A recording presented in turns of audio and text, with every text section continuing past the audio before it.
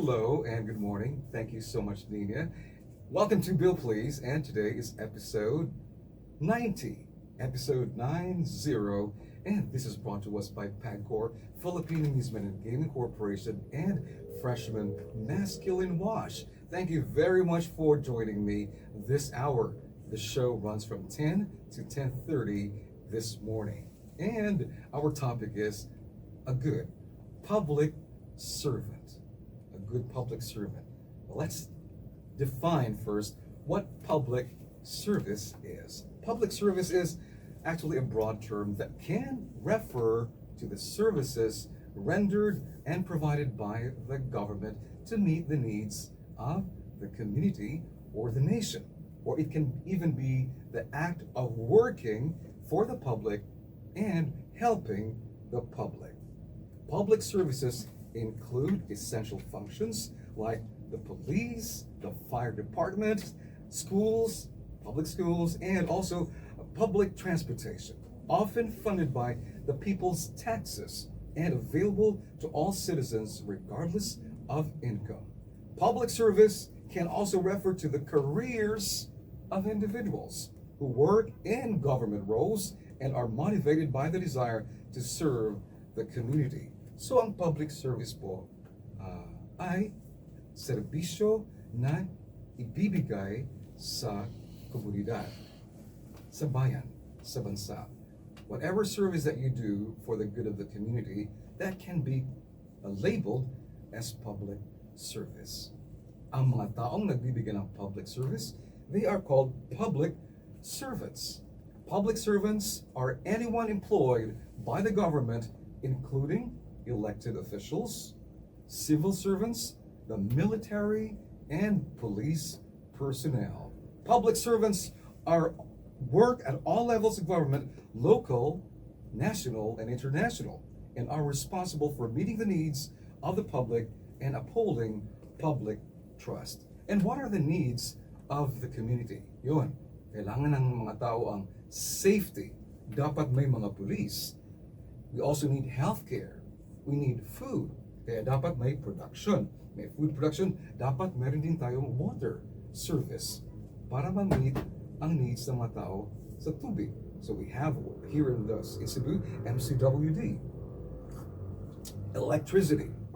A very important need ng mga tao. Also shelter, housing. These are needs. Education, infrastructure, bridges, roads and highways, and of course, we need hospitalization. We need the services sa mga hospital. Kung magkakasakit ang mga tao, they need public hospitals to serve them. Okay, we're live actually on Instagram, live on TikTok, and very much live on Facebook. And by the way, you can download our mobile app sa aming website, 963wrock.com. And it's episode 90. And maraming salamat sa mga nanonood, watching me, listening to us, and joining me today, November 12, 2025. Feel free to write your comments, your points of view, your reactions, and you can even send stars sa Facebook. Thank you very much in advance. By the way, our anniversary winners na hindi pa nakapag-claim ng kanilang mga prizes, you can still be here at the office. We're at Unit 2016, 20th floor of Golden Peak Hotel, Cebu City. Now let me go now to our Facebook page and check what you have to say about our topic, a good public servant. Thank you so much for watching us. The primary role is to work for the public's interest. The public servant, andyan siya para sa kapakanan ng mga tao. To work for the public's interest, to uphold public trust, and to provide services that maintain societal well-being and stability. A good public servant ay nasa puso niya, nasa isip niya ang pagserbisyo, ang pag-alagad sa mga tao, sa nasud, sa komunidad. Not to gain wealth, not to gain so much property, A good public servant has the community in mind and in his heart. Let me say hello and good morning to Susie Atienza. Hello to Chu Abarientos, Esther Kariman. Hi to Rain Daly Dungog. Hi Rain Daly and Morris Mankikis. Shout out for Mika, Dindin, and Maribel. Let me continue with our topic, a good public servant. And to become a public servant in the Philippines, you must be a Filipino citizen. One requirement, at least 18 years old and of good moral character. Additional qualifications such as residency, voter registration, and age may be required for elected positions. Tanong, are politicians public servants? Politicians are public servants because they hold a public office. Yung posisyon po nila sa gobyerno, it's a public office and they are meant to serve the public good through government work. So, mga politiko, mga politicians, you are public servants and you owe the public your honest and sincere service. The role of a public servant is to serve the public interest by implementing government policies, managing public resources, and providing essential services like education, healthcare, and emergency response. And also, we expect public servants to lead modest lives, simple lives. Hindi yung masyadong grandioso. Ronel Yonko, a good public servant should listen to the needs of the people. They should be approachable and they should provide prompt, effective service. That is so true, Ronel Yonko. And by the way, public servants, most of them already have their own page. They have pages, they have accounts on social media. So meron dun, meron silang account. And of course, people will give feedback. They make comments, and I'm sure naman, yung mga public servants, when they get to read not so positive comments about their barangay, about their city, or about their municipality, well, I hope that public servants will take into consideration also the sentiments of the residents, of the people. Hindi dapat nila ibaliwala yung mga hinaing, yung mga grievances ng mga tao. Once public servants see, read, and know na meron palang mga pagkukulang sila, they should do their best to improve their service and their performance. I just hope na ang public servant po ay honest rin. Talagang nasa puso niya ang mag-alagad yun sa mga tao. Public servants should dedicate themselves to the public good, working with integrity and professionalism, and to improve the quality of life for all citizens. Tanong, kumusta na po ang quality of life ninyo sa inyong lugar? Are you happy sa inyong quality of life? If you are, that's good. Maybe maganda yung serbisyo, maganda yung po ang public service na nai-render ng mga public servants sa lugar nyo. From TikTok, it's me, Kev. Shout out, Oriesga family. Hello to the Oriesga family. DJ Jimmy, until now, napamanggihapon tubig ang ubang barangay. DJ Billy, but shout out from Lahu. Mawating may tubig pa sa inyo napit.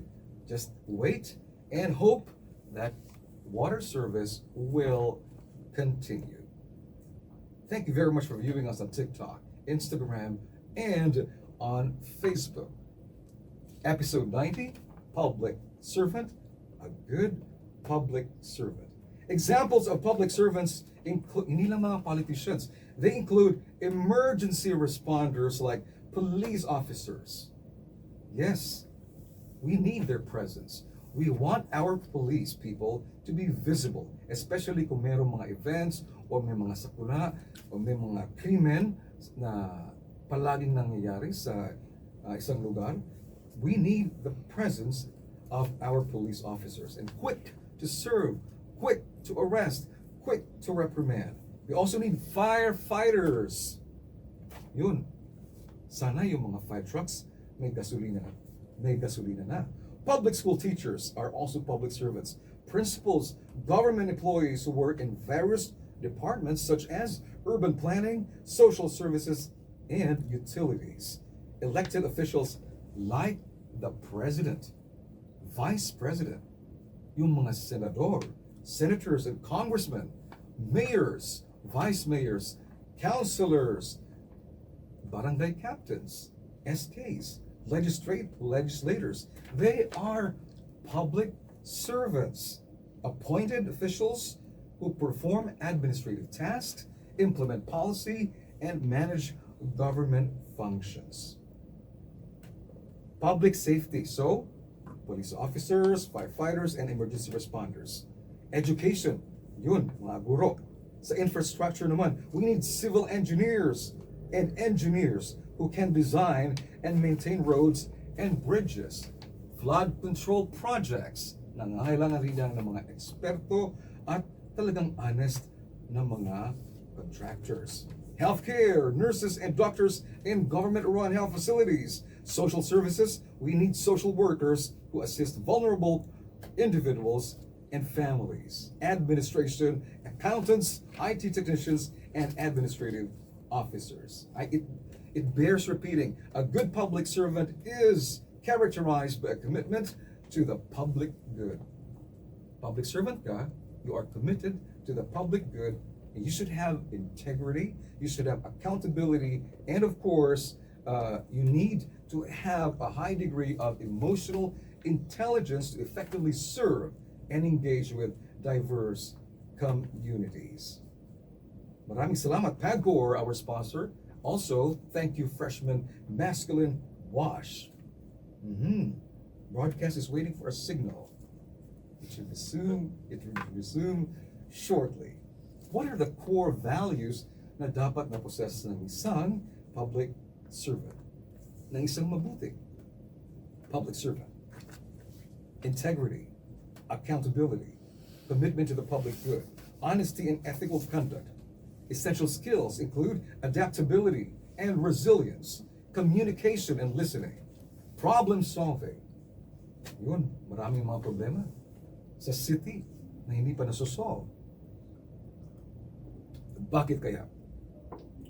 Yung mga lubak-lubak ng mga daan, hindi pa na nasusmoothen. Ang tawag sana siya sa Bisaya, wala pa na ayo ang mga guba-guba ng mga daan. No? TikTok, we have, is this iReal? YouReal? Okay, hello Bill, shout out to all COANS or COANS in Cebu. Hi to Catherina More. The problem is flood control. Oo, grabe. We never had those kinds of floods many years ago. Pero ngayon, malakas na ulan, kahit konting ulan, nagkaka-flood na po sa mga sitio-sitio, mga barangay-barangay. And too liberal collusion is always the downside, even if the auditors are doing their jobs. I agree. Thank you so much for the feedback. All right. May comment dito. Rayan Rosales, dedicated to work ug naay kasing-kasing sa work ug especially honest ug kahibaw mo acknowledge sa ilang sayo. But it's so tempting. They say, but when you're already a politician, there are sometimes temptations now when it comes to money. What are the personal qualities that a good public servant should have? Motivation. They are often inspirational individuals who are passionate about their work. Empathy and awareness, displaying awareness of the public's needs. I just hope that our public servants will continue to do something about the problems that they have acknowledged before.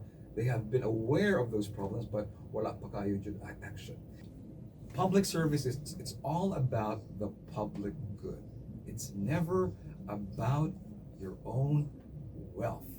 Hindi magpapakayaman. Pero that's what others are doing now. It's all about the public good. To achieve the public good above all else in your work.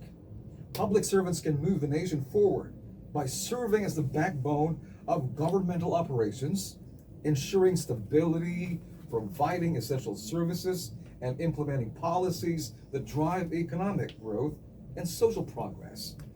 Their work is the primary link between the government and its citizens. Kung masakiton ang nasod, nagkinanglangan o kaayuhan pinaagi sa mga public servants who are there to help the nation rise, especially if the nation is so broken, if the nation is so poor. With the cooperation of the community, of the people, this nation, a nation, can rise again. Public servants can be agents for positive social change, tackling issues related to inequality, public health, and climate change initiatives. Cedric Lucero, good morning. Sir Billy, good morning to you. Shira May, hello and good day. Thank you for the hearts and for the likes. Let's continue. All right. Public servants are open to new ideas, to improve service delivery, and to address emerging challenges in a dynamic world. Maraming iisipin ang public servants. Marami silang i-consider. Ano ba ang mga kinakailangan ngayon ng mga tao sa kanilang lungsod, sa kanilang community? In essence, public servants are committed to the public interest and through their daily work. Okay, Bill Please, episode 90 continues, brought to us by PAGCOR, Philippine Amusement and Gaming Corporation, and Freshman Masculine Wash. You're watching live on Facebook, Instagram, and on TikTok. Pero may mga tao po na they don't fully trust the public servants. Ano kaya ang mga reason o mga rason kung hindi masyado nag-trust ang mga tao sa mga public servant? Here's one reason: corruption and the lack of integrity. The abuse of entrusted power for private gain is a major driver of public distrust. Nawawala na po ang trust and confidence ng mga tao sa gobyerno. When citizens perceive that officials are self-serving, sarili lang ang inisip, or involved in bribery or large-scale graft, their faith in the system erodes. Mawawalan po ng trust ang mga tao sa mga ganitong nasa gobyerno na who are into corruption and who lack integrity. Another reason why people no longer trust the system: poor performance and service delivery. May mismatch po. May public expectations na ganito, sana masolve ito, sana magkaroon ng ganito. But hindi po na-meet ang standard, hindi na-meet ang expectations ng mga tao dahil nga sa poor performance and poor service delivery. So ang mga tao na disillusioned na, yun, nagre-reklamo na, they would say na, ay, mag-abroad na lang ko, aalis na ako ng Pilipinas because I'm unhappy here. Another reason why people mistrust or no longer trust public servants is the lack of accountability and transparency. Doubts about how public institutions use their power and resources are significant. Yinks, hello to you. Lack of transparency and accountability. Tamang-tama. Maraming tinatago, hindi transparent. Maraming, if you are not transparent, you tend to lie. So magsisinungaling. So, hindi sinasabi ang totoo. Tinatago ang mga kamalian, tinatago ang mga bagay tungkol sa korupsyon or whatever. So, they lack accountability and transparency. Nawawala ng trust ang mga tao sa public servants due to bureaucracy and inefficiency or ang red tape. Gusto mong mag-claim ng ganito, marami pang mga requirements, meron pang mga ano dyan, may mga extra bayad pa. just simplify the requirements so that you can probably have a document ready, maybe documents or mga pang-registration. Sana hindi na masyadong pahihirapan pa ang mga tao when they need something. No? Hindi na yung pinapasa-pasa pa yung mga papeles or ikaw pinapapasa-pasa ka pa from one department to another. So, yun. Inefficiency, bureaucracy, and many complex processes. Na to turn off din ang mga tao if there's much political faction. Nag-aaway-away yung mga political groups and parties. So, nagdidismay ang mga tao. Away dito, si Juan, politician A, politician B, party A, political party B, away-away. Sus, sige lang. Mudslinging, daotanay. Good public servants don't do that. They focus on issues. A good public servant focus not on negativity, not on the negative side of their rivals and people, but they focus on the problem and the solutions that they need to solve the problem. Yun. At saka media influence, meron din sa social media. People go to social media and nagbabasa ng mga comments, bashers and trolls, and then na-affect yung kanilang opinion. Ay, ganyan pala si public servant A. Ay, ang pangit pala ni public servant B or public servant C. So social media also has an effect on our judgment sa ating mga public servants. Even if you're not directly affected by the public service, yes, we look down na lang on these people because of what many people say against them on social media. We make summary judgments already about these public servants because of the influence of social media. May mga taong binabayaran sila para, kung sa Bisaya pa, dauton ang usa ka personality. There are people who are being paid to put down, to bring down, to pull down a certain person or group. Trust in public servants often depends on citizens' summary judgments, and people expect public servants to be honest. Public servants, are you honest? Public servants, are you accountable? Are you competent? Are you placing the public's interest above your own? I repeat, sa mga public servants ngayon, are you honest?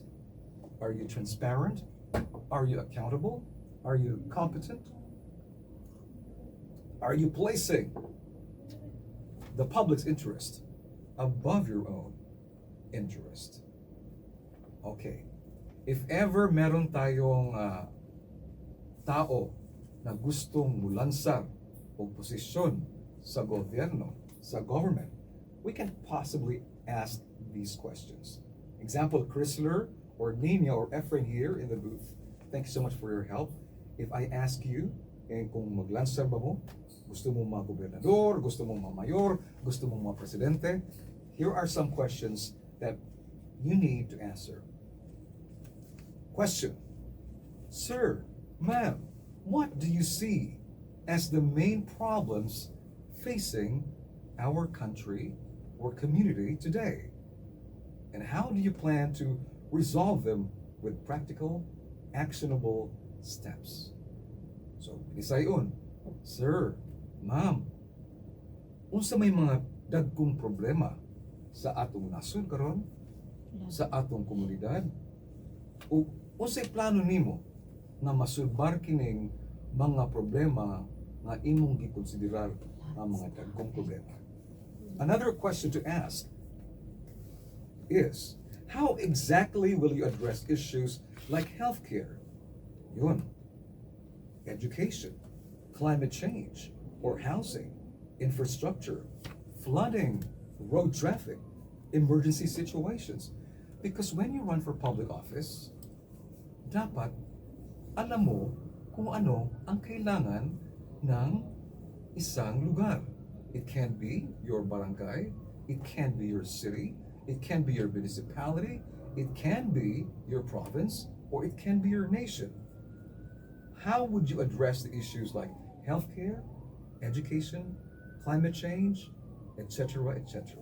So a good public servant knows the answers to the questions. Economic plan. Tanungin natin yung tao. What is your strategy for fostering economic growth? Managing taxes and supporting both small business and large corporations. So hindi lang pala ang tungkol sa healthcare, hindi lang pala yung mga problema sa road, kundi sa mga negosyo rin. Small businesses. What can you do, sir, ma'am, to help small businesses and large businesses? And how do you plan to address issues regarding social justice, equity, ensuring all members of the community are represented and supported? Another question to ask, sir, what is your long-term vision for your community, for your country? And where do you see it in 5 to 10 years if your policies are implemented?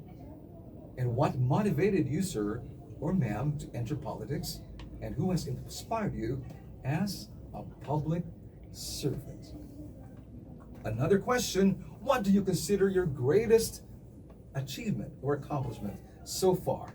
And how will that experience translate into the success in this role?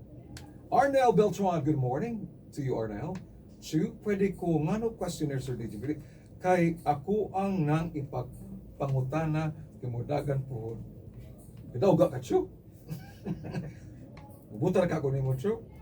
Si Inday de la Serna, yes, wala na gyud salig DJ kay bisan gamay ra nga hinabang taguon man good, bisan sardinas sardani taguon pagyud, unta ipagawas di na makaon ipanghatag tinuod. Naagi mga ana gyud, they just keep grabbing and hoarding and keeping what should be for the needy sa community. Thick-faced black heart, mga bagagnaw, ito mo kasing-kasing kining mga tawanan. But again, we should not lose hope. No? Magpadayon ta. From the young generation, I just hope na we will have a new generation of good public servants. If we are not very satisfied with the performance of our present public servants, maybe ang ilang mga anak, ilang mga apo, the future generation may, what about? They may have something that can do something great for our community and for our nation. Na may uban nga mo, lancer lang kay, ano man? Pera. Bill, please! Hello, happy birthday to Charla and Charity from Poblacion Barili Orculio family. Happy birthday, Shukran Habibi. And hi to you, Inday de la Serna. A good public servant loves the nation. A good public servant loves the people. A good public servant loves the world.